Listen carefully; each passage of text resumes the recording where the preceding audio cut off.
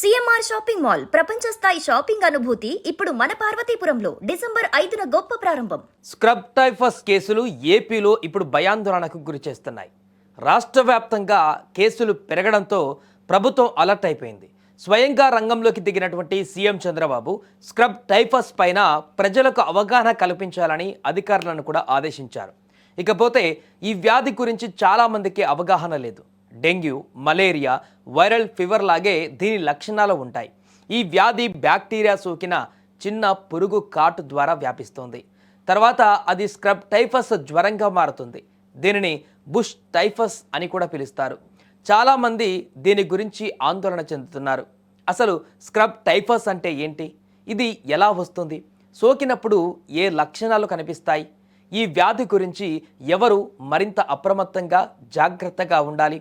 ఇలా పూర్తి వివరాలు ఇప్పుడు తెలుసుకుందాం. స్క్రబ్ టైఫస్ ఈ వ్యాధి ఓరియంటీగా సుట్సుగమిషి అనే బ్యాక్టీరియా వల్ల వస్తుంది. ఈ బ్యాక్టీరియా ఎలుకలు, కుందేళ్లు, ఉడతల శరీరం పైన కనిపిస్తుంది. చిన్న పేనులా కనిపించే కొన్ని కీటకాల కాటు ద్వారా మానవులు ఈ బ్యాక్టీరియా బారిన పడతారు. అడవులు లేదా గడ్డి వంటి పచ్చదనం ఎక్కువగా ఉన్న ప్రాంతాలలో ఇవి ఎక్కువగా కనిపిస్తాయి. ఈ కీటకాలు మానవ చర్మాన్ని తినడం ద్వారా మనుగడ సాగిస్తాయి.